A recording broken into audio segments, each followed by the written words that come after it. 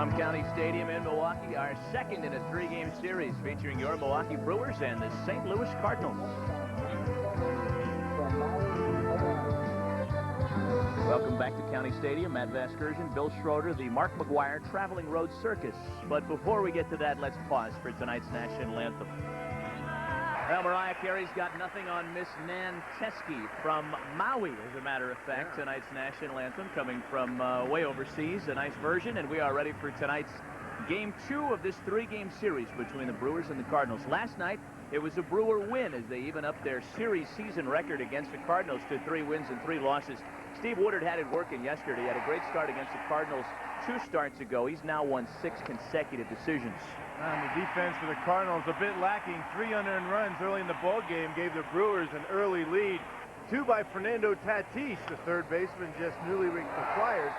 Off the chest on this one. Tony La Russa not real happy. The Brewers' defense was solid last night, turning a nifty double play. Middle third, Fernando Vina taking a beating, as has been the case all year long. And the second of 2 leads would come on the big Jeremy Burnett's home run, an opposite field blast, his team leading 26th of the year. Bob Wickman stumbled a little bit in the 9th inning. He gave up a 2-run home run, but would record the save, and the Brewers are able to win Game 1 of the series yesterday by a score of 6-5. And the pitching matchup tonight, it's a rematch of a game played 5 days ago in St. Louis. Left-hander Scott Carl for the Brewers and right-hander Matt Morris for St. Louis. Yeah, this is an outstanding pitching matchup. Matt Morris, a good fastball, a very good curveball. Learned a slider from Todd Stoudemire, next teammate. Look at the record, only 7 starts so far this year. 2.04. Scott Carl pitched very well in that loss. He only gave up 3 runs. He's looking for win number 9.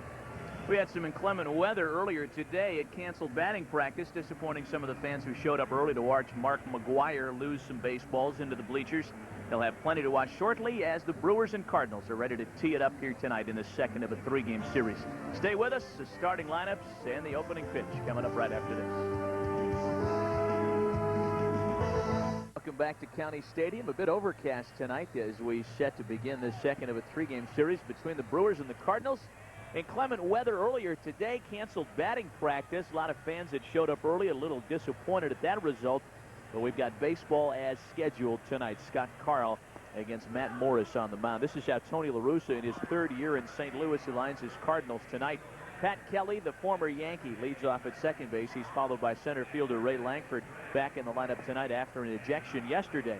McGuire, Gant, and catcher Eli Marrero, 3 through 5. John Mabry, the left-handed hitting right fielder, bats number 6. New Cardinal Fernando Tatis at third base, coming off a rough game last night, bats number 7. Pitcher Matt Morris occupies the 8th hole, and shortstop Luis Ordaz, recently called up from AAA Memphis, rounds out the lineup batting number 9. Well, let's take a look at the defense behind Scott Carl tonight. David Nilsson back in the starting lineup. It's been a while since David's been in there. Marquise in center field.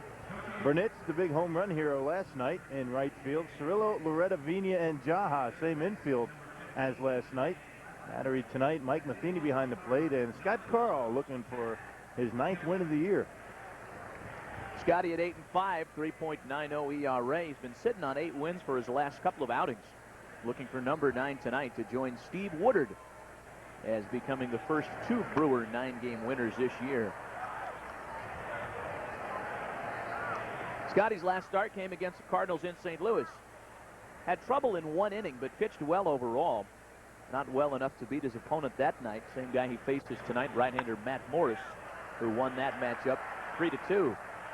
Pat Kelly lines into the corner in right. Extra bases for Pat Kelly to lead off the ball game. It bounds into the seats. A ground rule double for Kelly. Well, similar start as last night. Pat Kelly got the Cardinal offense going real quick with a base hit to lead off the game. And Scott Carl with a sinker up in the strike zone. He slices it inside the first baseline. Hey, Pat Kelly really doing a nice job in the absence of Delino DeShields over at second base. 3rd double of the year. Really put together a number of good games against the Brewers. 7 for 14 against Milwaukee. There's Ray Lankford now with Kelly off second base to start the night for Scott Carl.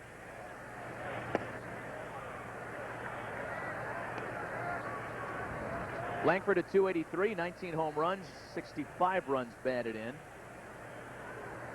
An abbreviated stay in yesterday's ball game for Ray Lankford as he was ejected for arguing a strike. with last night's home plate umpire Greg Bonnet. Tonight's umpiring lineup: Paul Nauert calling balls and strikes. First to third, Angel Hernandez. Crew chief Randy Marsh. Greg Bonnet has moved to third base. Now we come to find out that Ray Langford got thrown out essentially for saying to Greg Bonnet, make sure you call them both ways. Bonnet took exception to it. And Ray Langford got one of the quickest hooks that I've seen in a long time. Yeah. There he is. Oh, he's got the goggles paisano shades on tonight. Yeah. See, the umpires can be style masters, too. Yeah, Renee Latchman got run in that same play. A little bit later on, after Langford got the heave-ho, Renee Latchman got dusted by Randy Marsh. Langford fists one out to left. There's a base hit that'll advance Kelly to third. A couple of hits right out of the gate against Scott Carl. Well, Scott Carl getting the pitches up in the strike zone in the first inning here. That was a straight fastball, one of those four-seam jobs right down the middle, and Ray Langford able to slice it into left field. Well, Langford, a pretty good hitter against left-handed pitchers. He's really not an easy out.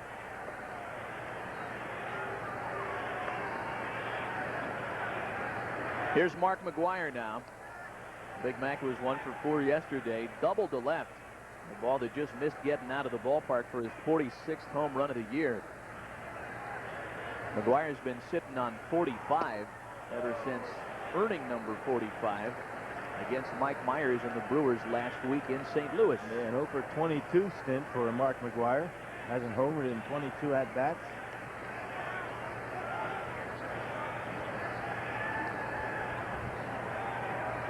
Batting here with runners at the corners.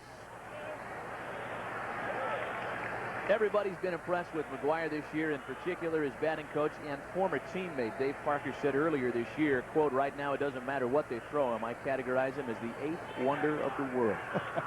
Yeah, talking to Mike Matheny about that double that he hit that almost took down the left field fence, he broke his bat on that. Actually broke his bat on a bullet line drive that nearly got out of the ballpark. It's gone to 3-0 on McGwire. And the folks here at County Stadium want to see Big Mac swing the bat.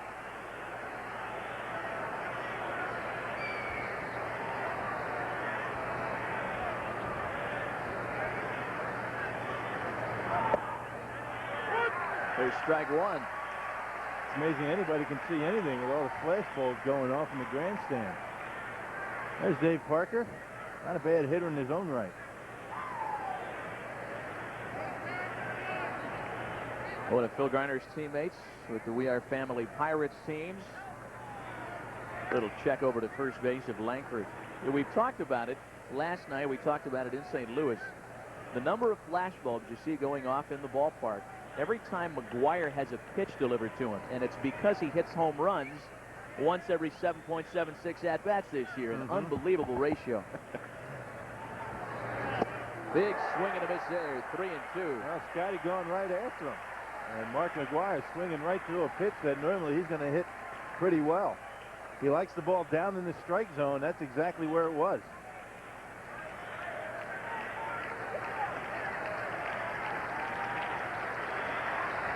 Carl's come back to fill the count 3-2. Little drama early tonight. Full count to McGwire. Matheny sets up tight and it's fouled away. No messing around by Scott Carl, huh? Got behind 3-0, and he threw 3 straight four-seam fastballs right down the middle to McGwire.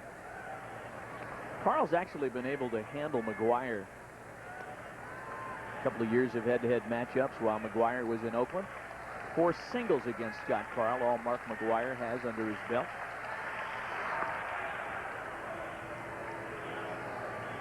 Now, another note on that home run ratio for McGwire. A home run every 11.51 at-bats in his career.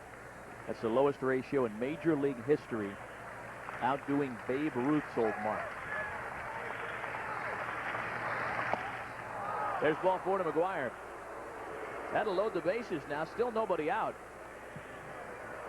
Well, Scotty having trouble getting the ball down tonight. And we mentioned that most of his success comes when he dominates the outside part of the plate with that sinking fastball and the palm ball. And just around the second time through the order, he's going to start cutting the fastball in on the hands.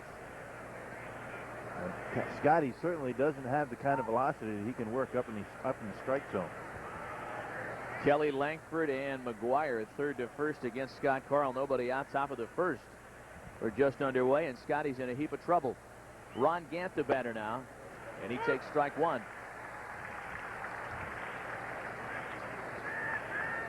Gant last night was 1 for 3 with a 2-run home run.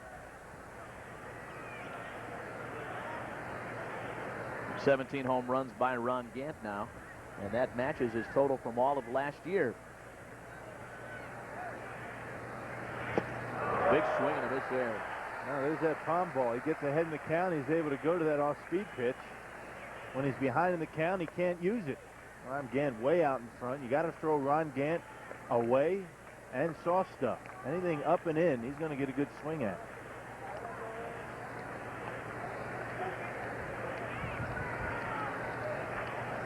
Nothing and 2 on Ron Gant. Eli Marrero, the catcher, waiting next. Scotty didn't miss by much there. The good news with Gant facing Carl is that he struggles against left-handed pitching.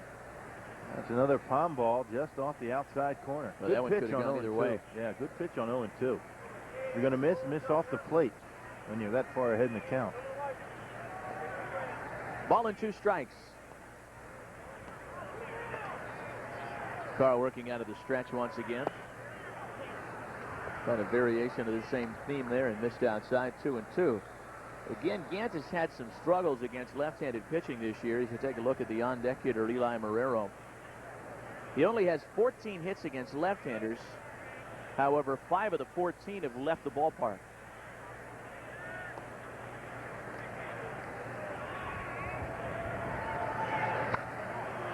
Popped him up. Grissom and Burnitz converge in right center. In shallow center, Grissom is there for it. Kelly will not be able to score on that fly ball. 1 away. Well, big out for Scott Carl. Got the pop-up. Now a ground ball could get him out of the inning. And Marquis doing a good job circling that baseball. Another palm ball. 2-2. Pops up Gant. And watch Marquis get himself into position to throw. Momentum going toward home plate. Tried to airmail it, but you can see Matheny making sure it doesn't get by him. Well, now Carl's got to get that sinker down in the strike zone and hope Marrero hits a easy ground ball to one of his buddies.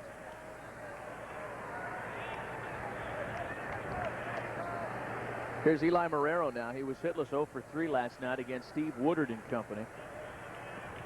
Again, the base is loaded with 1 away here in the top of the first.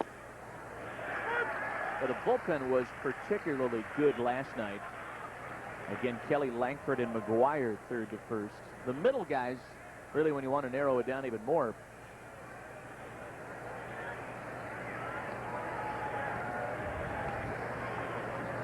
Nothing and 1 on Marrero.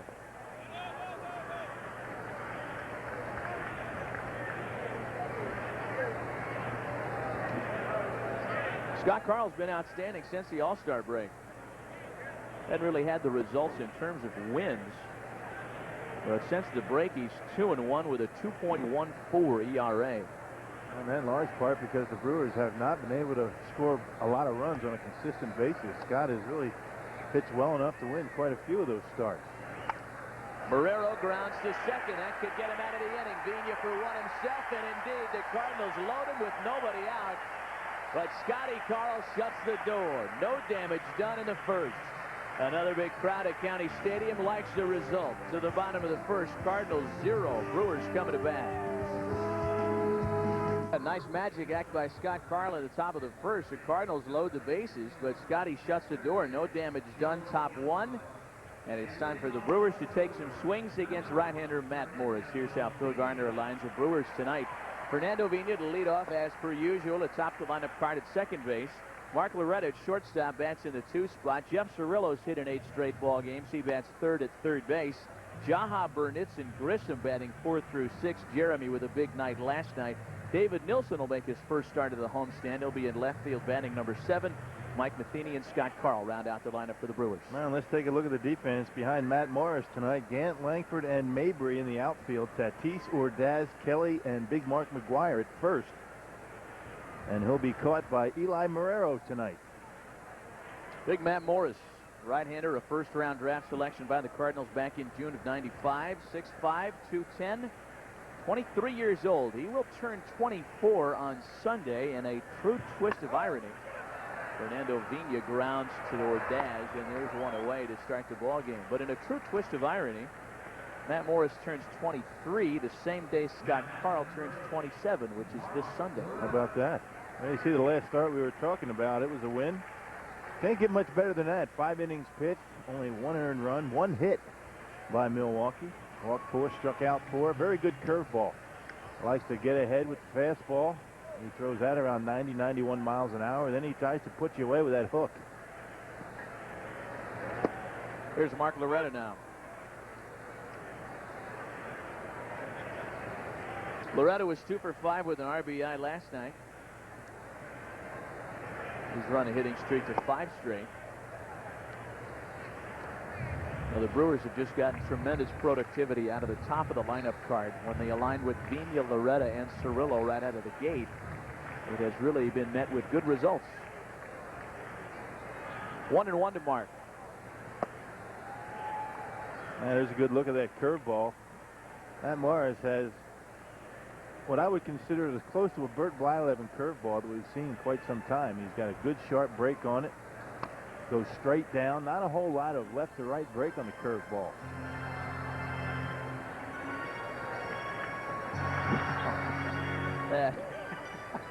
Wow. That is... You know any of those? I don't. No? And I wouldn't tell you if I did. I'm looking at jail time there, my friend. Ah, they're just fans. Hats off to them. Huh? Oh, what do their mothers think of that? First thing that goes through my mind. There's worse things. The tattoo on your stomach, I guess. Is there? Oh, yeah. Honestly. There's ball 4 to Loretta.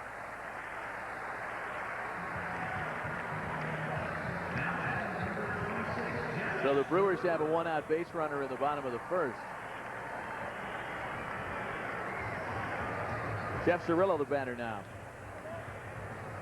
Jeff was 1 for 4 last night with his 10th stolen base of the year. Now, Phil Garner has run his ball club a little bit more as of late. Cirillo has stolen bases in the last couple of ball games. Trying to get something going, move the infield around, trying to get a big inning together.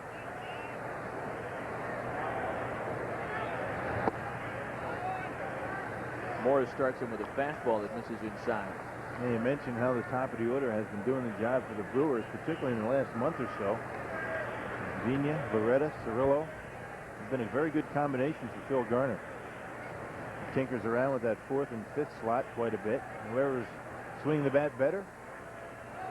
There goes Loretta, had a huge jump. Cirillo swings and misses. Throw down to second base is wide of the bag. Boy, Ordaz did all he could to try and make that tag at the receiving end, but it was not enough. Stolen base for Mark Loretta. Not a very good throw by Marrero. There's a case where the stolen base was the responsibility of the catcher. If he throws the ball anywhere near the bag, Loretta is going to be dead at second base. Looked like a hit and run. Marrero spikes it. A heck of a play by Ordaz to make it close. Randy Morris puts out the wing saying he's safe. Missed the swipe tag. Ordinarily, if that's a good throw, umpire isn't going to make the second baseman actually tag the runner, but in a case like that, you have to. Stolen base number 7 for Loretta, now in scoring position for Cirillo. John Jaha waiting next with 1 away. Bottom of the first, scoreless. Afternoon storms not scaring away too many of the fans here tonight. Another great crowd at County Stadium tonight. Jewel Osco camera night. A lot of the fans down the warning track around the ballpark taking pictures of their favorite Brewers.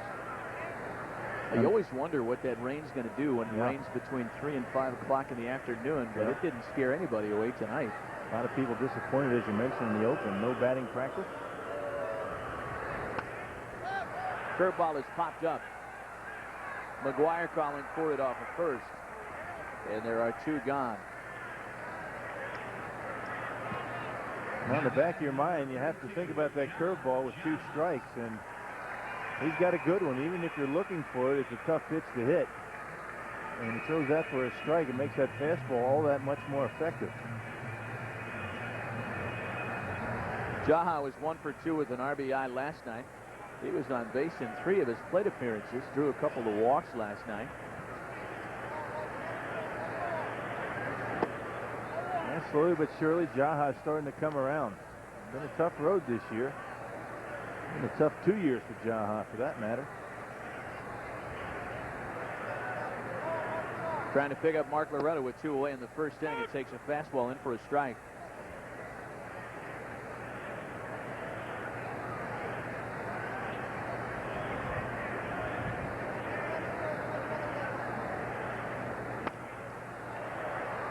Matt Morris's line, his last start on the 30th of July against the Brewers in St. Louis, was impressive.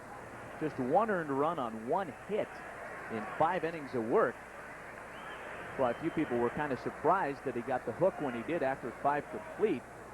But situationally, Tony La Russa opted for a bat when his turn in the lineup came up. He makes quick work of John Jaha to get the Brewers here in the first.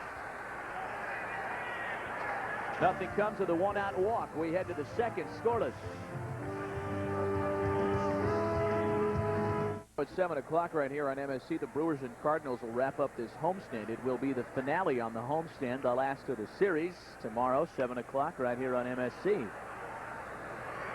John Mabry leads off the second inning for St. Louis. Mabry, Tatis, and Morris here against Scott Carl. John Mabry was hitless yesterday, 0 for 3 with 2 strikeouts. 0-2. John Mabry, a guy that fought for playing time much of the first part of the season. Bounce to shortstop. Loretta's there to his left. Throw a little high. Jaha comes off and not only applies the tag, but beats it into John Mabry for out number 1. Well, not even sure that Jaha was able to put his foot on the bag. He actually tripped Mabry as he went by. That could have been disastrous for both Jaha and John Mabry. Let's see what happened. A little ball just slipped out of the hand of Mark Loretta. Up the line a little bit. Watch Jaha. Doesn't look like he ever touched the bag until right then. Mabry never touches the bag. You know what he tripped him up with was the glove hand wrapped around his waist. And Jaha only touched the bag after Mabry went flying over it. Good thing he was able to get that glove hand in there after all. Here's Fernando Tatis now. Just your routine 6-3 put out? Sure. Saw the numbers on Tatis, 1 for 11 in the National League since the trade that brought him over from the Rangers. Really had a rough day yesterday. A couple of errors. He did come through with his first hit in a Cardinal uniform. Well, Tony La Russa is going to give him an opportunity to see what he can do at third base. He's got Gary Gaetti sitting on the bench. There's Rick Majerus, University of Utah basketball coach. Right. Coached here in Marquette. Chopped to third for Cirillo. 2 quick outs for Scotty here in the second. What's Rick Majerus doing in town, you suppose? He's got some ties here in Milwaukee. I mean, you think he's here on official business, or you think it's just a social call? Could be a little bit of both. Yeah. Taking in the Mark McGuire Road Show. Or he might be here to watch Scott Carl pitch. Never know. Never know. Matt Morris, the batter now. There's a drive out to left center. Playable for Grissom. And it's a 1-2-3 second turned in by Scott Carl. An inning and a half in the books tonight. Scoreless. Plus trivia question tonight. What was Roger Maris' second highest home run total for a single season? Jeremy Burnitz leads off the Brewers second. Who let that guy in here?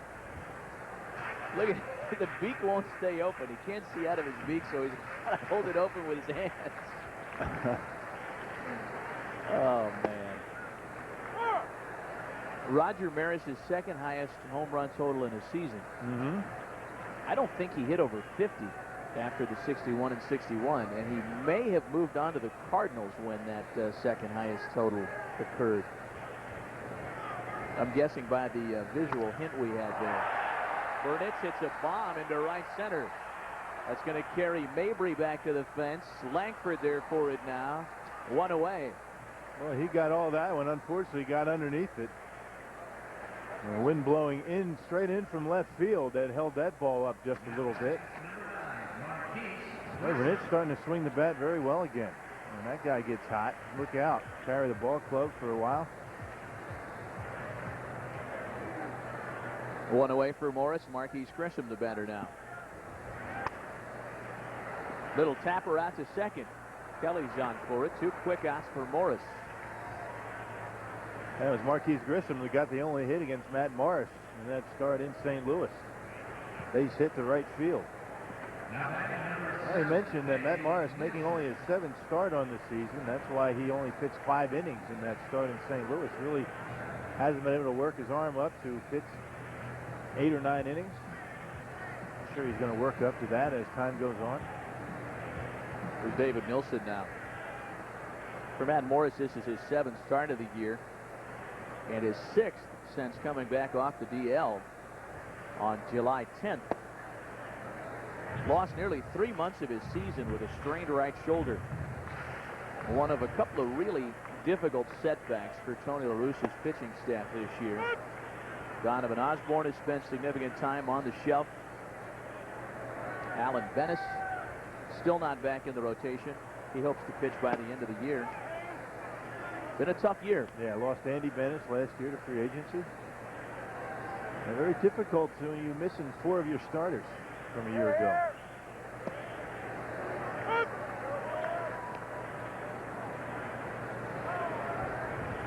Tony La Russa in his 3rd year here with the Cardinals. Dave Duncan, ready to screen.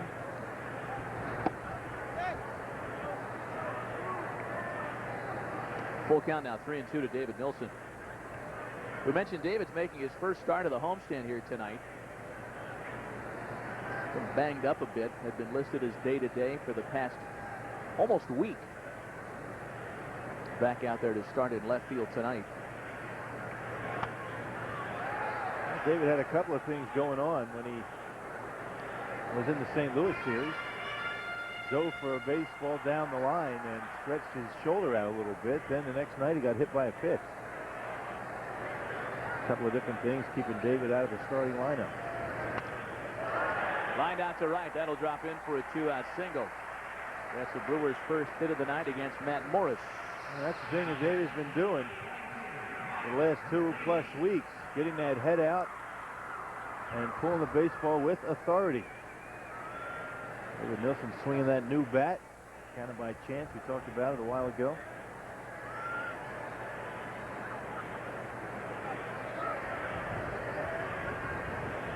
Here's Mike Matheny now with Nilsson off of first. Mike was 1 for 4 last night. He's hit in 4 straight. Scoreless tie, bottom of the 2nd. Cardinals loaded the bases in the top of the 1st with nobody out against Scott Carl. Nilsson running. Pitch taken by Matheny. Throw down is waiting for him. Gotta believe some signals got crossed up there. Score the caught stealing 2-4. Marrero to Kelly. And that puts a quick end to the Brewers' 2nd. To the 3rd, scoreless. More baseball to come with Fox Baseball Thursdays on MSC. Tune in for a battle in the American League as the Mariners battle it out against the Tigers coming Thursday night at 6 o'clock on MSC, your ultimate sports connection.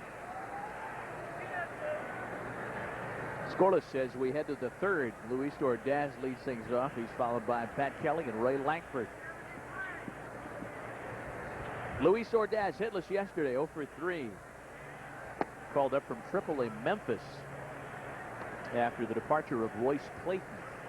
Clayton and Stottlemyre heading to Texas in exchange for yesterday's Cardinal starter Darren Oliver and 3rd baseman Fernando Tatis. He, along with Tatis, are going to get a long look by Tony La Russa as he plans his 1999 roster. Od's a youngster. Tatis, Going to give Tony La Russa a good look at what they can do. Ordaz, a very good glove man out there at shortstop. Good arm, very good range, soft hands, but if he has trouble, it's with the bat. For Luis Ordaz, this is actually his third call-up to the Major League team. Grounded to short. Loretta's there for it, one away. I'll show you a Pick and Save Advantage Plus card at any county stadium ticket window to purchase up to 12 half-price upper deck or bleacher seats for tomorrow's Brewers-Cardinals game.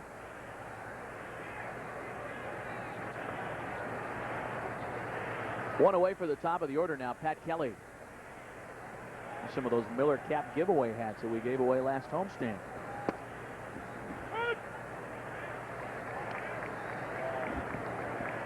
Kelly led off the ballgame with a double. Ray Langford was single behind him. McGuire walked.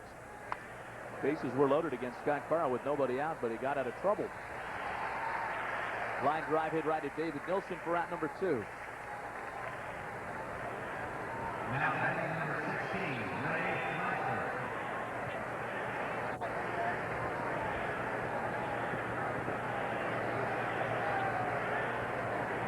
Here's Ray Langford now. Well, the Cardinals also have a second baseman in their system. We talk about Luis Ordaz. A guy named Stubby Clapp. I'm not making that up. How could you? He's 5'8". He's from Windsor, Ontario. And in the spirit of Ozzie Smith, he does backflips when he takes the infield. How about that? Yeah, that's good. Stubby Clapp. I mean, that's the name of a 1900s vaudevillian actor. Sloppy Thurston. Sloppy Thurston, Stubby Clapp. Imagine that lineup. 0-2 to Langford.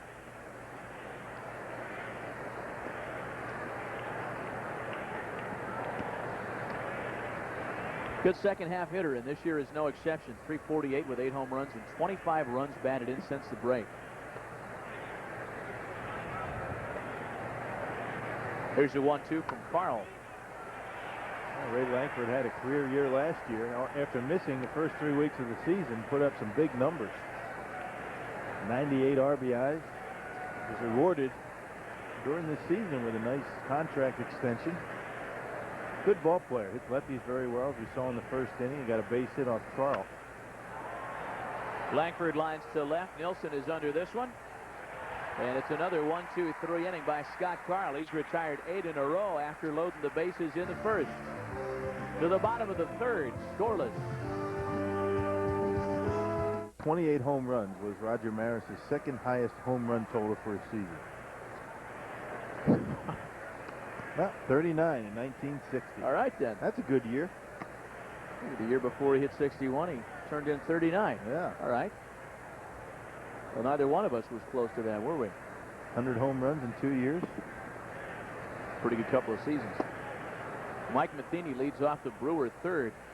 Brewers and Cardinals are scoreless. Bottom of the third inning tonight. Nice to have you with us on Midwest Sports Channel this evening. I'll be on with you tomorrow as well to wrap up this series and wrap up this homestand. Swing and a miss, strike 3 by Matheny. 1 away. Now it's pretty much the same as we saw in the series in St. Louis. These two pitchers battling it out. There's that curveball we're talking about. That drops straight off the table. Almost like a waterfall. That baby just has a good sharp break on it. Very difficult pitch to make contact on. Here's pitcher Scott Carl now. We're told by the Cardinals people that Matt Morris is really a freewheeling type of guy. Has a lot of fun out there on the mound. It's not to say that he's not intense, but he enjoys what he's doing, and he's going to wear that on his sleeve. He has a good time pitching in the big leagues. And some guys would call that cocky, a little arrogant. Get the ire up with a batter. Because you have a curveball the way Matt Morris throws it every now and then. I'd smile too if I had threw a pitch like that. Dandy. Last year, he was a Sporting News National League Rookie Pitcher of the Year and turned in a great season in his inaugural campaign in the big leagues. Grounded to Ordaz at short. 2 away.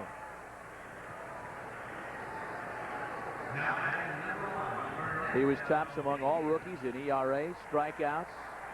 The winningest National League rookie pitcher with 12 wins. He tied Todd Stottlemyre for the club lead last year. That in his rookie campaign. And that's why they missed him so much first 3 months of the season. Kind of guy you can build a pitching staff around, and they might have to. Here's Fernando Vina now. Well, with Todd Stottlemyre gone, I think a lot of people in the St. Louis camp would tell you that their best starter these days is this guy right here, right-hander Matt Morris. And that's to take nothing away from the other guys in the rotation. Dave Duncan knows it.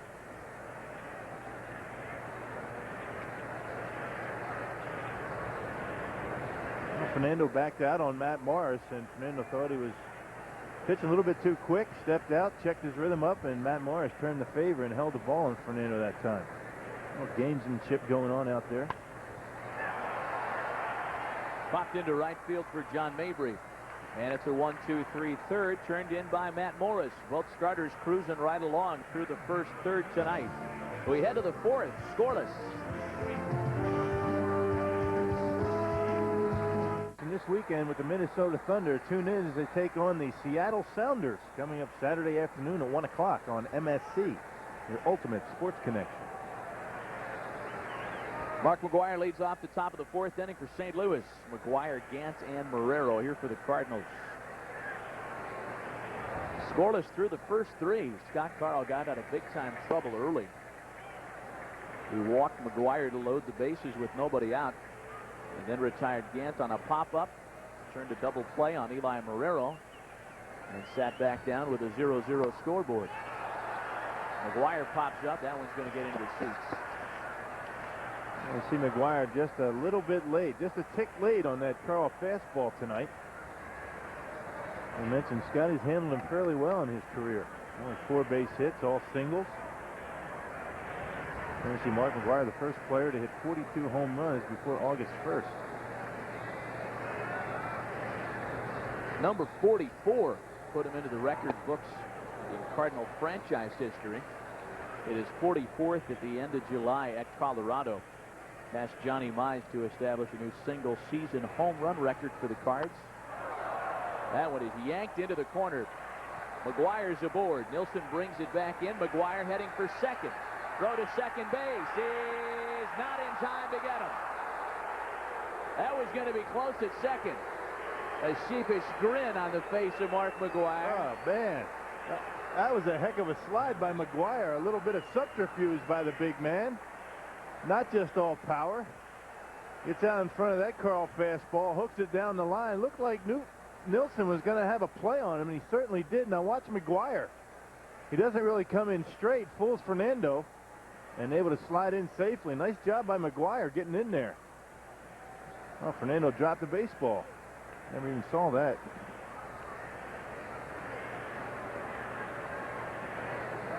Second double for McGwire in the series. Yesterday's double just missed getting out of here for a home run. He's in scoring position to start the inning now for Ron Gant.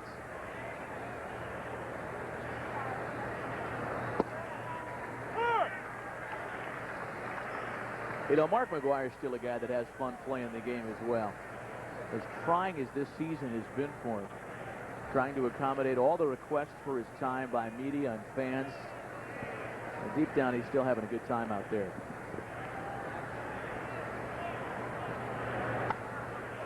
Gant lines into the corner and right. That's going to score McGwire from second easily. Back-to-back doubles to open the fourth against Carl, and the Cardinals lead it 1-0. Well, that's not something you're going to see Ron Gant do very often, particularly before he's got 2 strikes. A concerted effort to hit the ball to the right side, inside-out stroke. He tried to get McGwire to third base and does one better, drives him in with a double. A good piece of hitting by Ron Gant.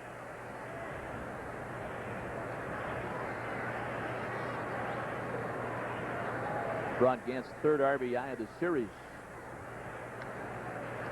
This is 15th hit against a left-handed pitcher this year. Here's Eli Marrero now. Still nobody out to run in for St. Louis with Gant at second base.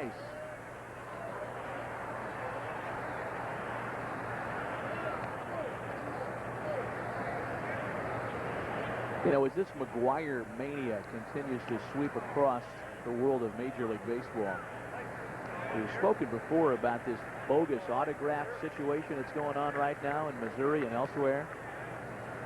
Apparently, the DA's office is getting involved in Missouri. See Marrero trying to shoot that right field corner as well. He's behind 0-2. But this is a developing story in Missouri with the bogus autographs. And apparently, companies in Florida and Pennsylvania are being investigated after selling a large quantity of what are thought to be bogus McGuire autographs to the Keebler Company. You know Keebler cookies? Yeah. I guess they bought a bunch of McGuire stuff for a promotion, and it turned out to be bogus. And now the Missouri DA's office is getting involved. Line to first. Jaha's got it. 1 away. Well, that entire bat, Eli Marrero was trying to hit the ball to the right side of the diamond. Advanced the base runner. Hit that one just a little bit too well. Line drive right to Jaha.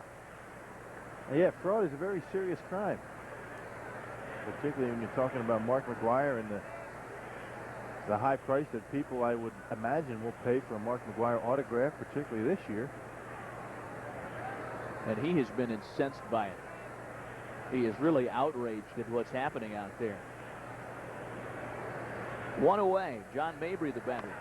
McGuire is that rare professional athlete, that rare big-time, high-profile superstar that has not entered into some kind of an autograph signing agreement. He will not accept a red penny for his signature from anyone. He signs for kids. He signs for fans. He doesn't like the business aspect of the autograph situation. He's got the respect of a lot of people because of that. Yeah, that's the way it should be. Well, particularly at the ballpark, see a lot of players signing autographs all over the place. Mark McGuire each and every day, very much like Cal Ripken with the Orioles, will set aside a period of time right after batting practice down there and sign around the railing. Sign for about 15 minutes. 0-2 on John Mabry. Farrell checks Gant, comes home, and it's fouled away. I see a lot of players that don't have near the credentials of a Mark McGuire that aren't willing to do that. Yeah, that's right. You know, I mean, that's what makes that much more amazing about Mark McGuire, Cal Ripken Jr. These guys have always remembered the important part of the ball game, and that's the fans.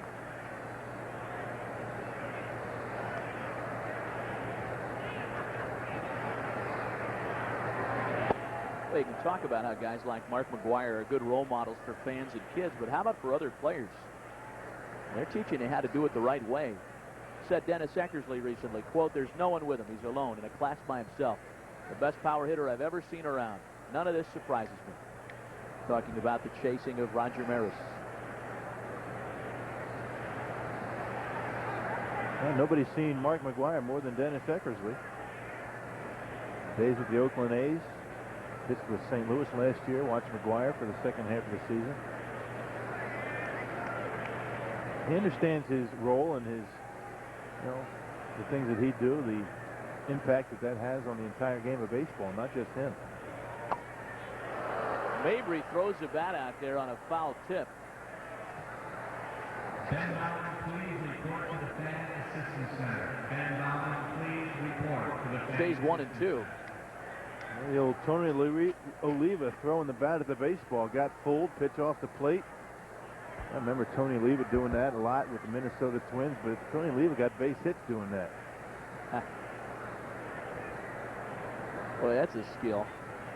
It's tough enough to hit a moving baseball while the bat's in your hands.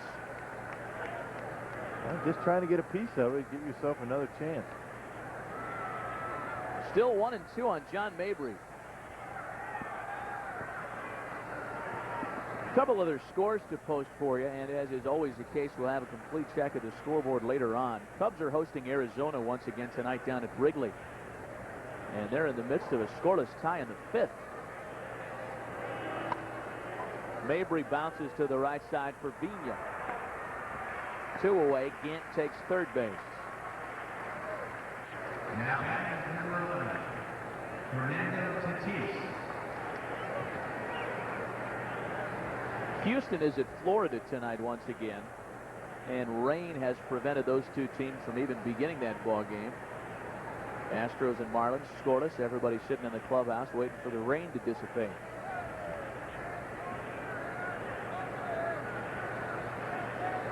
Here's Fernando Tatis now with 2 away. You remember the story last year with Fernando Tatis after he was called up to the Major League club with the Rangers. He was put back in touch with his father, who he had not seen or heard from in some years. Yeah, it was what, 14, 15 years, I think it was? Yeah, quite a while. Long time. Yeah, that was a good story.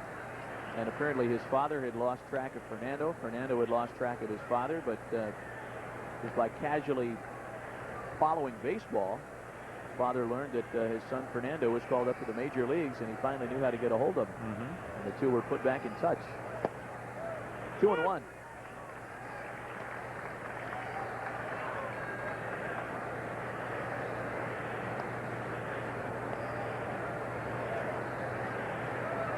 He was the Texas Rangers minor league player of the year last year.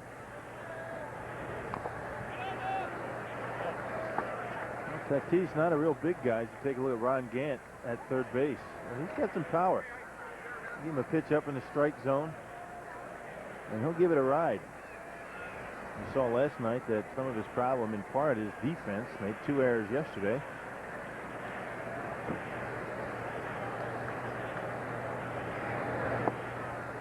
It's going to be interesting to get the Cardinals' read on what kind of hitter he will develop into in the big leagues. Last year, in his first cup of coffee in the big leagues with the Rangers, he hit a bunch of home runs upon coming up. But at the time of the trade from Texas this year, he had only 3 home runs in 95 games.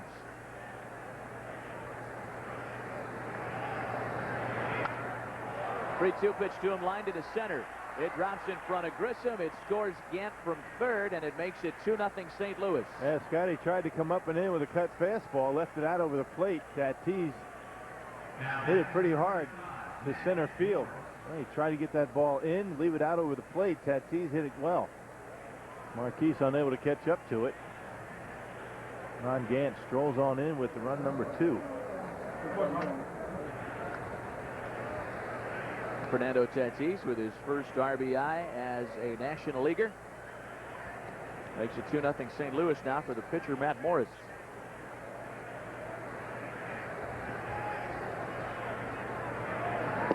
This is one of those situations with Tony La Russa batting his pitcher 8th, as he has done for nearly a month.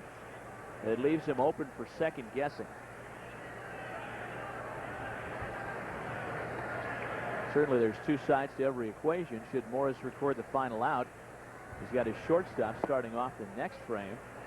Not an entirely bad situation that way either. Well, Casey Stengel did that in his early years as a manager with the Yankees. Tried to get the number 9 hitter almost as if you would have 2 leadoff hitters. You get the pitcher out of the way in the number 8 slot. Tony La Russa trying to do all he can to help Mark McGwire. Maybe get more guys on base. Opposition less likely to walk him. Chop to Cirillo. Makes the play on Morris to retire the side in the 4th. The Cardinals are the first to score tonight, however, on a couple of runs against Scotty Carl. Middle of the 4th, 2-0 St. Louis.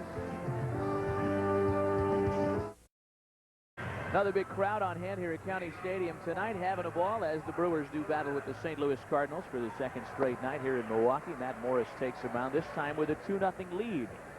We had just over 31,000 folks on hand last night, and it looks to be just as big a crowd here tonight.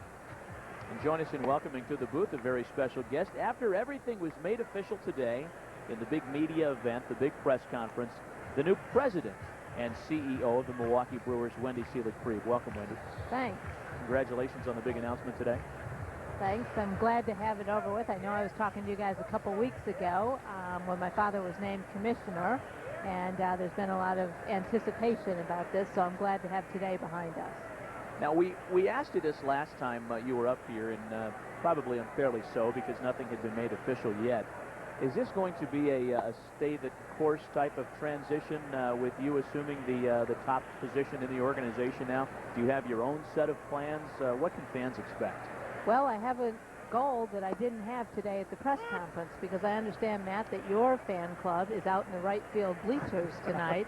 And so now I have a goal. I have got to get a Bill Schroeder fan club going. This is not right. Yeah. You could have a Bill Schroeder fan club with his last name with just as many letters as mine. See, it's dissipating now as we speak. It's starting to break up.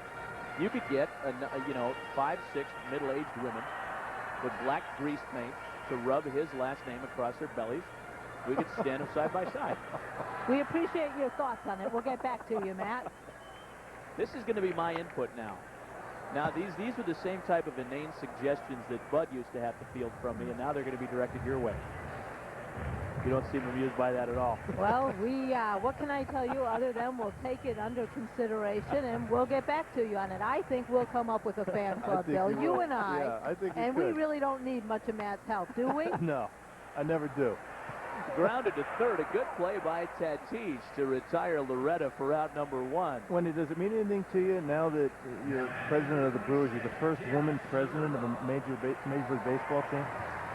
It does. I certainly am proud of that, and I hope that as other women who think about sports as a career, and baseball in particular, that they'll look at me and see that there's a lot of opportunities in Major League Baseball today for women. You can look at any facet of our business, assistant general managers, financial, legal, marketing, public relations. You guys, I know from time to time, talk about Liz Krieger, our assistant PR director on the broadcast, and there's a lot of great career opportunities for women. So I hope, if nothing else, that me serving in this position will help to encourage other women to come into the game. Well, this has been a big year for you. You had your first daughter, Natalie, and now you're president of the Brewers. What's next? Yeah, I'll tell you, it's a trick to go on maternity leave and get a promotion. Yeah. But actually, Natalie's doing great. She's 10 weeks old, and I'm back at work now, full time. So mother's having a little bit of hard time with that, but Natalie's doing great. Oh, great. Yeah, we see her at the ballpark once in a while. She likes it. She likes to come out. She likes big crowds. She likes a lot of noise. Well, you as a young girl, growing up in Milwaukee, you got a chance to come out to the ballpark quite a bit. So Bill remembers. He's being polite. He remembers. I used to hang around all the time, getting autographs, asking the same guys every single day for their autographs. Of course, I wasn't smart enough to keep all those. Right, I could retire. yeah. I could have retired, had I. There's some big names come through here. Oh, none of us were smart enough to keep all those autographs from way back when, unfortunately. Wendy, we know that the industry is certainly more accepting these days of females running the show, of something other than the old boys club guard that the way Major League Baseball used to be.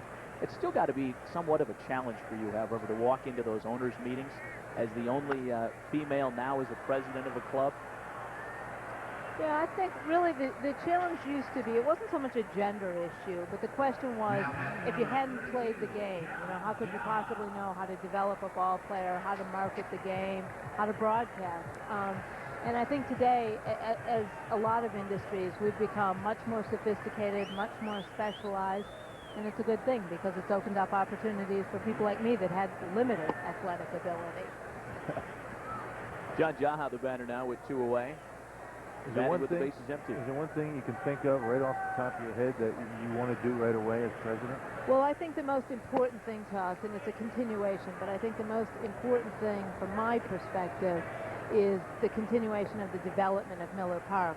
You're starting to really see the ballpark take shape now, and as of next week, they'll actually start putting up part of the brick facade so that by the end of the year, the entire brick facade will be up, and after that, unfortunately, you won't see much of the construction because it will all be happening inside. That's amazing. But really overseeing the Miller Park, there's nothing more important to us and our long-term success to making sure that Miller Park is done right. Is everything on schedule right now with Miller Park? Everything is on schedule. As you know, we had a pretty mild winter, and that certainly helped us. We could use one more of those, and then by next winter, the roof will be complete, so they'll close that. So the construction, regardless of weather, we won't have to worry so much. But we could use one more mild winter. I think we all could, huh? Yeah. The progress has really been outstanding out there, and whenever the team takes off on the road and we fly over the project, you can really see it shape up from week to week. Yeah, I'll tell you, it's amazing. I hadn't had an opportunity to go onto the construction site until last week. So, you know, they started erecting the steel in about April, and I was 8 months pregnant. So it didn't strike me as a good idea to be going into a construction site. But I did have an opportunity last week, and I'll tell you something, it's phenomenal. I mean, you're standing there on the main concourse, you look down, see the field. There's a base hit for Jeremy Burnett. Jaha trying to take third, and he will do so without a throw as Langford's throw comes into second. So the Brewers putting together a little mini rally here in the fourth with 2 away. Well, Jeremy's starting to swing the bat again. Hopefully this is the beginning of one of his hot streaks. Pitch up in the strike zone and hammers it into center field. Jaha able to move to third base.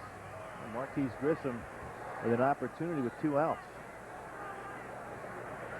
Just the second hit of the night for the Brewers. Check that, the second hit of the night for the Brewers against Matt Morris. And now it's Marquise Grissom with runners at the corners and 2 away. Brewers trying to climb out of a 2-0 hole. Grounded to third for Tatis. So we get Grissom to retire the side. Wendy Seelig-Creep, thank you for joining us on the telecast tonight. Congratulations on the announcement today, and we'll be checking in with you again soon, I'm sure. Great, thanks. Appreciate it, guys. Thanks, Wendy. We go to the 5th. Still 2-0 Cardinals.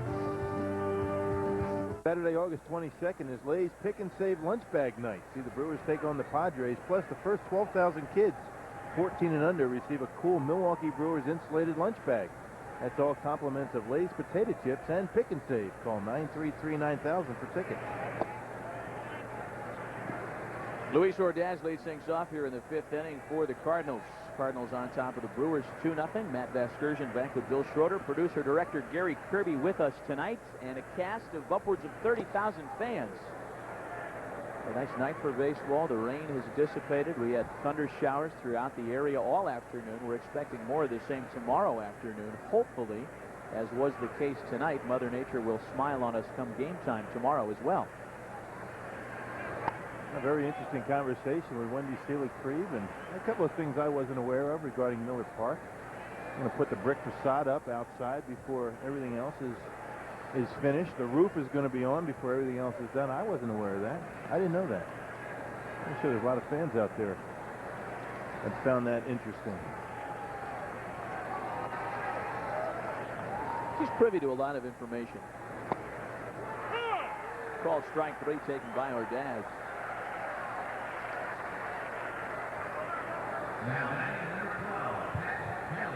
Well, first strikeout from Scott Carl tonight. Cut fastball. This time he does hit the inside corner. The ball that Fernando Tatis hit into center field got too much of home plate.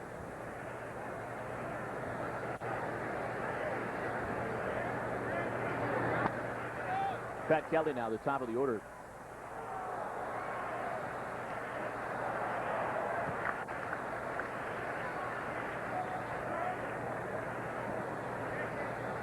Kelly's had a good series. A couple of hits last night. He's doubled already tonight. The Cubs-Diamondbacks game has now moved into the bottom of the 6th inning with those 2 clubs still scoreless.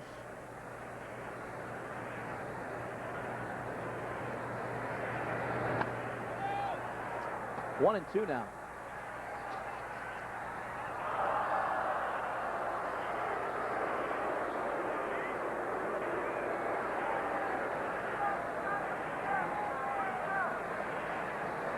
Games in progress in the American League. New York leading Oakland out west 7-4. That one's moved to the 9th. Baltimore leading Detroit 3-0. Manager Buddy Bell's been ejected from that contest. White Sox lead Tampa Bay 7-5. Texas and Toronto are underway scoreless. Kansas City on top of Minnesota 8-1. And a couple of games to begin later tonight in the American League. Well, Buddy Bell's showing a little bit of frustration. Kelly tried to check the swing, but went around, says home plate umpire Paul Nauert. 2 away.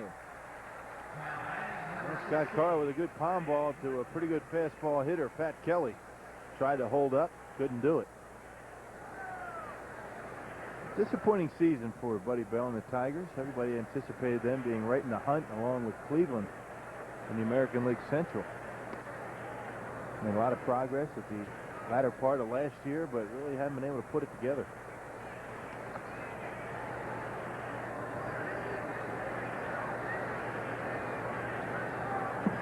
Two gone now for Ray Langford.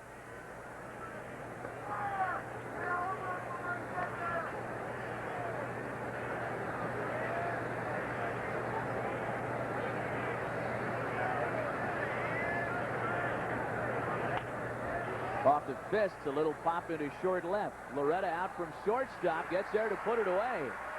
Well, Mark Loretta got a great jump off the bat on that ball, and Scott Carl retires the Cardinals in order in the fifth. Middle of the fifth inning at County Stadium. Cardinals on top of the Brewers 2-0.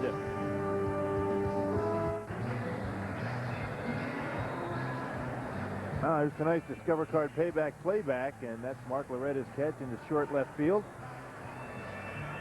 Fernando Vina type play out in left field. Our Discover Card playback tonight. To the bottom half of the fifth inning. 2-0 St. Louis. Cardinals getting on the scoreboard in the fourth. An RBI double by Ron Gant. RBI single by Fernando Tatis. David Nilsson leads off the bottom of the fifth for the Brewers.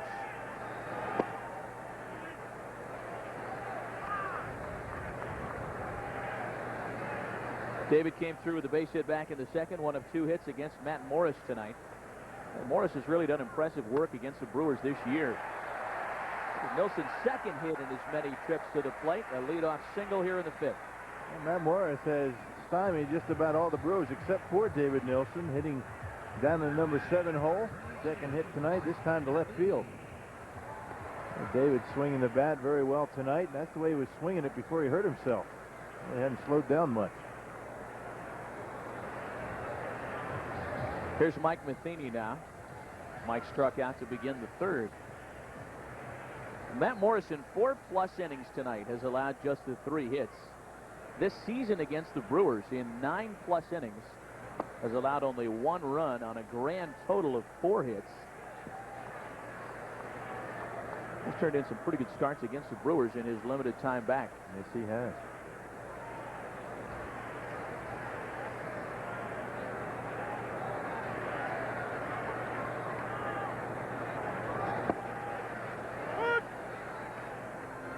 One and one to Matheny now.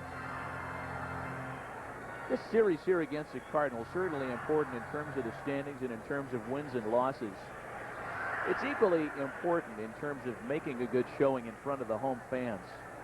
The Brewers are expecting better than 30,000 for each of these 3 games.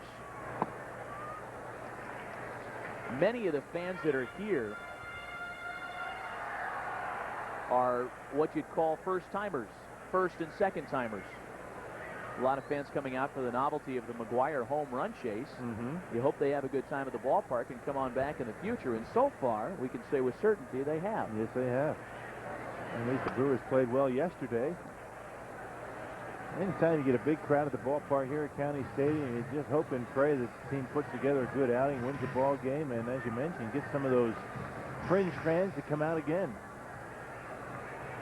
A lot of the fans out there in left field very disappointed that batting practice was canceled this afternoon due to the weather. No souvenirs out there.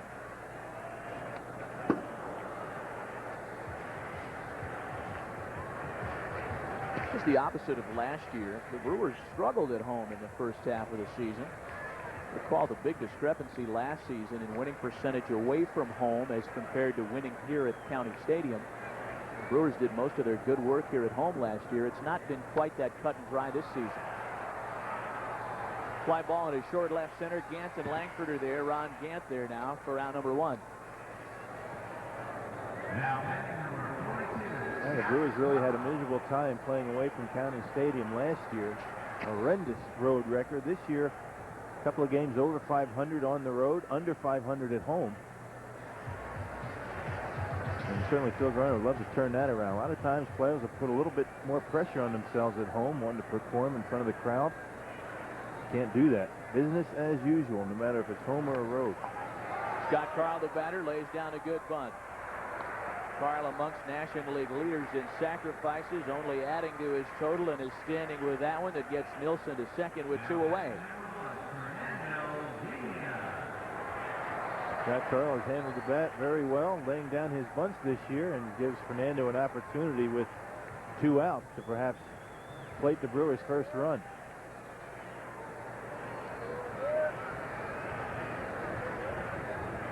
Back to the top of the order in Fernando Vina. You mentioned the sub-500 winning record here at home. Yesterday's win pulled the Brewers to 500, but coming into the series, they were the only team over 500 with an under 500 record at home.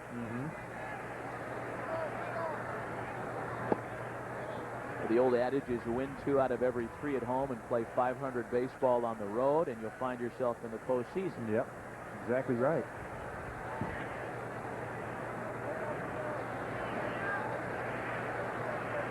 Nilsson, the runner at second base, with 2 gone for Vina. In front of Morris, 2 balls and no strikes. Good breaking ball in for strike 1. Even when he's behind in the count, 2-0, 3-1, Matt Morris able to make quality pitches. Has not had too much of home plate with any of his pitches tonight.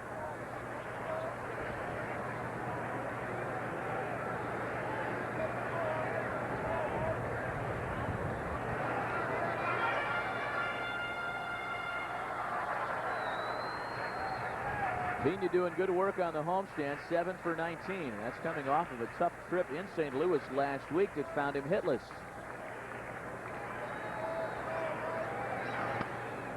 Sprayed into the seats, foul. Tomorrow's finale on the homestand features Jeff Juden on the mound for the Brewers, and veteran left-hander Kent Merker getting the nod for St. Louis. Be with you tomorrow once again on Midwest Sports Channel. Tune us in at 7 o'clock. Full count now, 3-2 to Vina.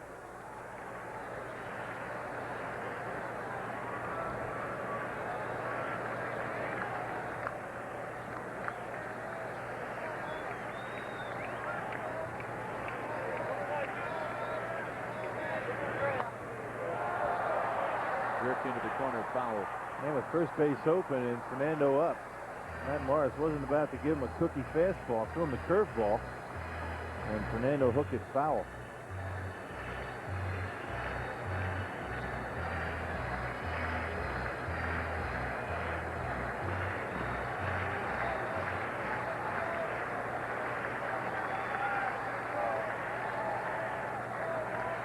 Here's the payoff home to Vina, swung on and grounded through the hole on the left side. They're going to wave Nilsson to the plate. Throw home by Gant is cut off. Nilsson scores. Vina's hung up between first and second. McGuire running him down. Now flips to Kelly, who applies a tag. Scored as an RBI single. Nilsson scores all the way from second base, and the Brewers have cut the Cardinal lead in half. End of 5, 2-1 St. Louis. For the Midwest Team Golf Championships on Sunday at 9 o'clock. Coming up, it's Hazeltine versus North Oaks Country Club. Only on MSC, your ultimate sports connection. Mark McGuire leads off the St. Louis 6th with the Cardinals on top of the Brewers 2-1. Second of McGuire's 3 at-bats that has found him leading off an inning against Scott Carl. Leading off in the 4th, he was able to double and score in front of Ron Gant's 2-base hit. Now the Brewers really picked up a break on that last play to end the 5th inning. Fernando Tatis cut off the throw from Ron Gant, and it looked like Gant made a perfect throw to home plate. They probably would have had Nilsson out by a couple of feet. Tatis cut it off. They ended up getting Vina, but Brewers score a run.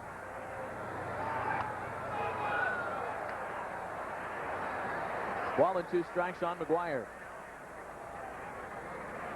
The last time McGuire was up there in the 4th inning, we were talking about his generosity and how he has been so aggravated with some of this fraudulent autograph stuff that's going on throughout the collectibles world.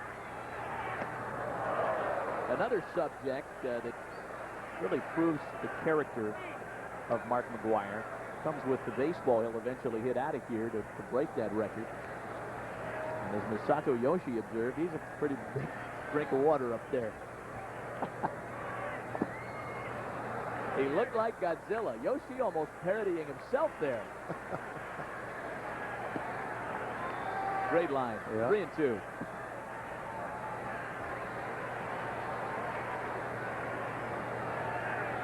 Here's a payoff home from Carl, and it misses inside. Ball for McGuire.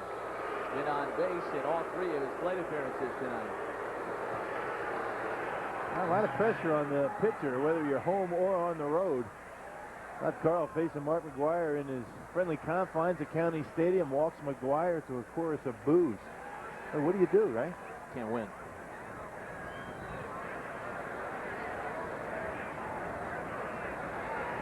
Ron Gant to batter now. McGuire aboard at first to start the inning. It was recently brought up to Mark McGuire, if in fact he is to break that home run record this year, the ball that he hits out of the ballpark for home run number 62, what's going to become of that? Who is going to be made a millionaire by catching that souvenir? Yeah, somebody's going to be very rich. Well, he shrugged off all that conversation, and he said, you know what, if whoever catches it wants to sell it, he's not going to find a buyer with me.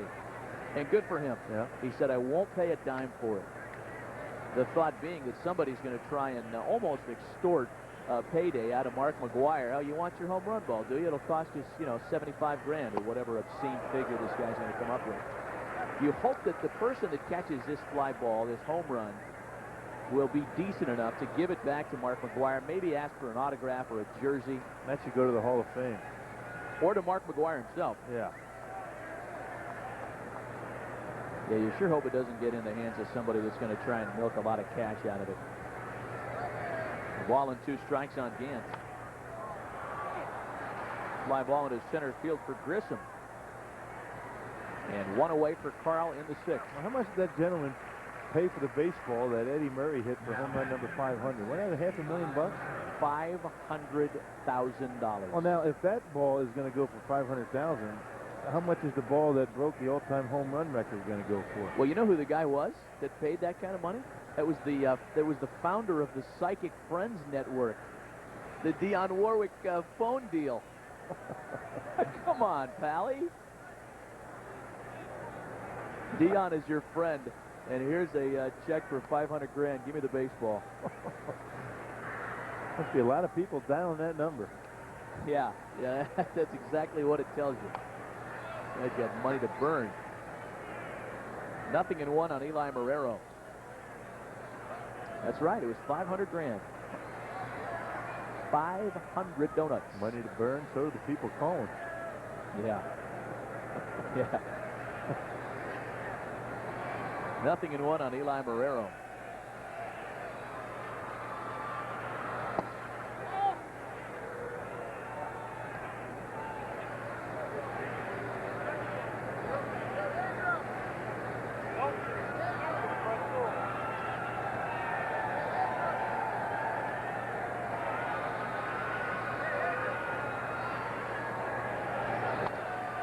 One pitch grounded to Vigna, to Loretta for 1. Back to Jaha, the double play. Nothing comes of the leadoff walk to McGuire. Middle of the 6th. Cardinals by a run. Marketplace to MSCSports.com. There's MSC hats, shirts, and a lot more to order with just a click of a button. That's the MSC Marketplace, only on MSCSports.com. Brewers trailing the Cardinals by a run as we go to the bottom of the 6th inning. Mark Loretta leads off a ground ball to third base. Good play by Fernando Tatis to retire him 1 away.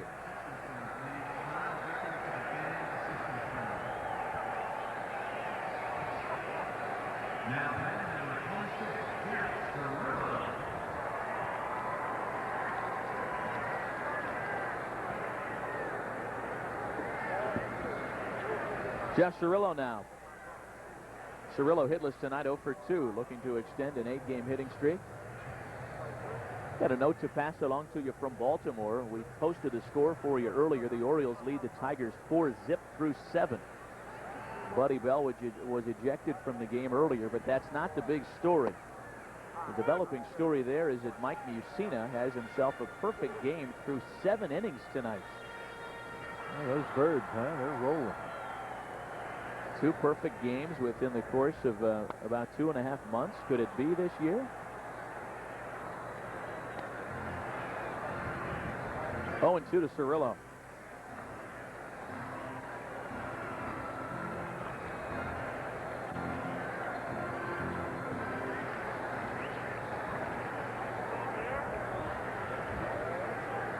Morris working quickly, the 0-2 fouled away.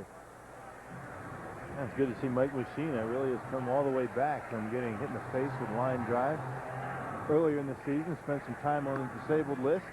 A lot of times that'll mess a guy up. And certainly has not been the case with Mike Mussina.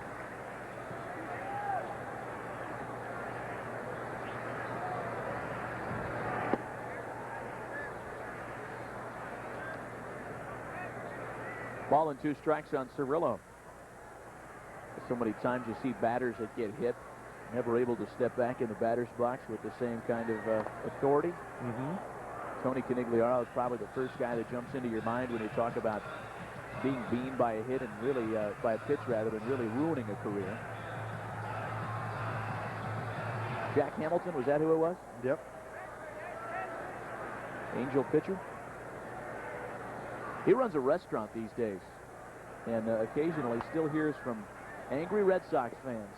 I would imagine. He still has to deflect those barbs thrown out there at him. And I've heard Bob Uecker talk about that story, and he says that Jack Hamilton back then threw a spitball, and that's why the Red Sox players were so angry about that. They thought it was a spitball that got away from Jack Hamilton, hit Tony Canigliaro.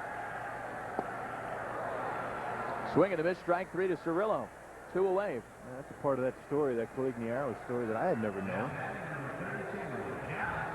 Oh, here's that big hook. He went after Cirillo with the hook. Actually, that was a slider that time, a little bit shorter break. Very late. Good location.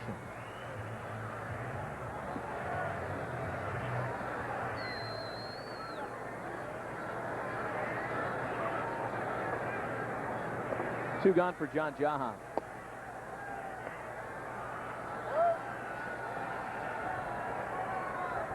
Johnny has struck out and walked tonight in 2 plate appearances. Off the fists, a fly ball into center. Langford has a beat on it, and the Brewers go away in order in the 6th. We head to the 7th inning from County Stadium in Milwaukee tonight, where the Brewers trail the Cardinals 2-1.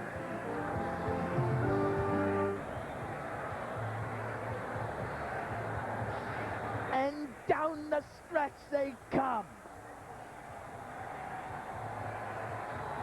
We've got a wiener.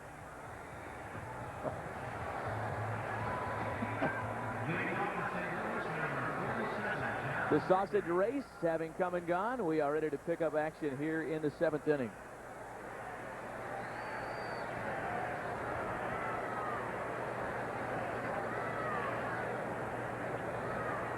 John Mabry leads things off for the Cardinals. Mabry, Tatis, and Morris. And there's a base hit for John Mabry. His first base hit against the Brewers this year. Maybe really struggling getting an opportunity to play. Brian Jordan down with a stomach virus. He was scheduled to play yesterday was Brian Jordan, scratched at the last minute, and John Mabry chiming in with his first base hit.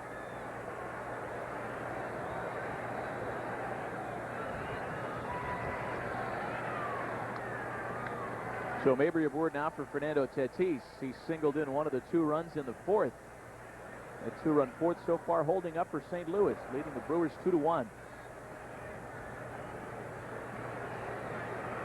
Now there's the Matt Vasgersian fan club.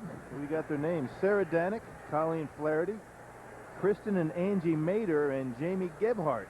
Recognize any of those names, Matt? No. No?